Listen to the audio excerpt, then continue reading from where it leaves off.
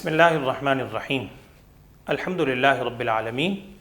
والعاقبۃ للمتقین والصلاة والسلام علی سید المرسلین وعلی آلہ واصحابہ اجمعین اما بعد فاعوذ باللہ من الشیطان الرجیم بسم اللہ الرحمن الرحیم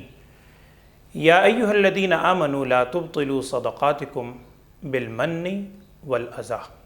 صدق اللہ مولانا العظیم۔ اللہ تعالیٰ نے ہم انسانوں پر مختلف قسم کے فرائض عائد کیے ہیں۔ بعض فرائض وہ ہیں، بعض عبادات وہ ہیں کہ جن کا تعلق انسان کے مال سے ہے، ان کو ہم مالی عبادت کہتے ہیں۔ کچھ انسان کی جانی عبادات ہیں جیسے نماز ہے،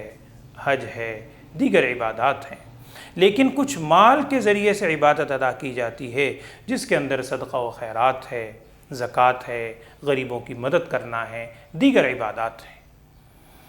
میں نے جو شروع میں آپ کے سامنے آیت کا ایک حصہ، سورہ بقرہ کی ایک آیت کا ابتدائی ٹکڑا میں نے آپ کے سامنے پڑھا ہے، اس میں اللہ تعالیٰ نے ایک اصول ذکر فرمایا ایمان والوں کو مخاطب کر کے، اور اللہ تعالیٰ نے فرمایا کہ اے ایمان والو لا تبطلوا صدقاتکم بالمن والاذی، اپنے صدقات اور خیرات کو باطل نہ کرو۔ من کا مطلب ہوتا ہے احسان جتلانا۔ آپ نے کسی کے اوپر کوئی احسان کیا، کسی کی مدد کی، اب جب بھی وہ ملتا ہے اپنا احسان یاد دکھلا رہا ہے کہ دیکھو فلاں وقت میں نے یوں کیا تھا، اب مجھے سلام بھی نہیں کرتے، یوں حالات ہے، یہ کیفیت ہے۔ قرآن کہہ رہا ہے کہ صدقات کو یہ احسان جتلا کر باطل نہ کرو، والاذی، اور اذیت پہنچا کر باطل نہ کرو۔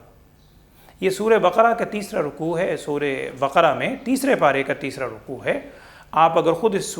اس پورے رکوع کا مطالعہ کریں تو آپ کو اندازہ ہوگا کہ یہاں اللہ تعالیٰ نے بہت تفصیل کے ساتھ اس بات کو ذکر کیا ہے،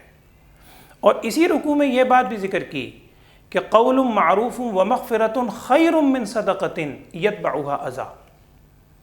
کہ بھلی بات کہہ دینا، کسی سے معذرت کر لینا، مدد نہ کرنا، معذرت کر لینا، محبت بھرے الفاظ میں اس کو سمجھا دینا، یہ ایسے صدقے اور مدد سے کہیں بہتر ہے کہ جس کے بعد اذیت پہنچائی جائے۔ اصل میں انسان کا دشمن جو ابلیس ہے، اس کا کام ہی یہی ہے، اول تو انسان کو نیکی کرنے نہیں دیتا۔ کوئی ضرورت مند ہمیں نظر آ رہا ہے، اس کی مدد کرنے کے لیے دل میں مختلف قسم کے شبہات پیدا کرے گا، اور اگر آپ نے دل پہ جبر کر کے اللہ کی توفیق سے مدد کر ہی دی ہے، اب اس کی اگلی کوشش یہ ہے کہ مدد کرنے کے بعد اس کے جو درجات آپ کو ملنے تھے کسی طرح وہ نہ مل سکیں۔ اب وہ ریاکاری دل میں پیدا کرتا ہے، احسان جتلاتا ہے، اور اللہ ہم سب کو معاف فرمائے۔ معاشرے کے اندر آپ نکل کے دیکھیں، کسی کو کہنے کی ضرورت نہیں، ہم اپنے اوپر غور کریں کہ ہم بھی اگر کوئی احسان کرتے ہیں، کوئی نیکی کرتے ہیں، خصوصاً ان حالات کے اندر، آج کل جو ملک جن حالات سے دوچار ہے،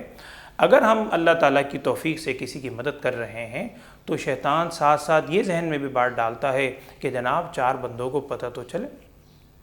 4 لوگ مجھے اپریشیٹ کرنے والے تو ہوں۔ تو ایسی صورت میں یہ اس چیز کو، اس نیکی کو باطل کرنے کے مترادف ہے۔ اصل نیکی وہی ہے کہ خاموشی کے ساتھ کی جائے، کسی کو پتہ بھی نہ ہو۔ اصل میں اصول اس میں ذہن میں رکھیے کہ نیکی ہم نے کس مقصد سے کی ہے۔ اصل نیکی کرنے کا مقصد تو ہے اللہ تعالیٰ کی رضامندی۔ اللہ بھی راضی اسی وقت ہوگا کہ جب اللہ تعالیٰ کے بتلائے ہوئے طریقے کے مطابق ہم نیکی کریں گے۔ آپ نے دوسرے کی مدد تو کر دی، اس مدد کرنے سے دوسرے کو فائدہ تو ہو گیا، لیکن اگر بعد میں ہم احسان جتلا رہے ہیں تو جس اللہ نے مدد کرنے کا حکم دیا ہے اسی اللہ نے تو یہ بھی بتلایا ہے کہ لا تبطلوا صدقاتکم بالمن والاذی، کہ اپنے صدقات کو باطل نہ کرو، یعنی احسان جتلا کر، بار بار اس چیز کا احساس دلا کر اس نعمت کو، اس نیکی کو ضائع کرنے والی بات ہے۔ لہٰذا اللہ تعالیٰ کی توفیق سے جو مدد کر رہے ہیں لوگ، یا جن کو بھی اللہ تعالیٰ توفیق دے یا دے گا،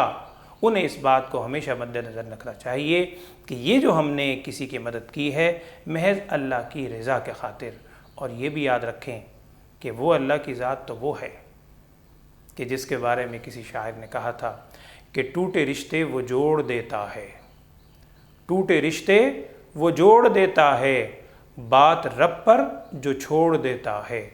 اس کے لطف و کرم کا کیا کہنا، لاکھ مانگو کروڑ دیتا ہے۔ وہ تو اتنی بڑی ذات ہے۔ اگر آپ دوسرے کی مدد کر رہے ہیں تو یقین رکھیں اللہ تعالیٰ آپ کے مال و دولت کے اندر بھی خوب برکت عطا فرمائے گا، لیکن یہ برکت مشروط ہے اس بات کے ساتھ کہ ہم اس صدقہ اور خیرات کو باطل نہ کریں، نہ احسان جتلا کر اور نہ ہی اذیت پہنچا کر۔ اللہ تعالیٰ جو ہمیں نیکی کرنے کی توفیق دے رہا ہے، اس نیکی کو سنبھالنے کی، محفوظ رکھنے کی اور قرآن و حدیث پر عمل کرنے کی توفیق عطا فرمائے، آمین۔ وآخر دعوانا ان الحمد للہ رب العالمین۔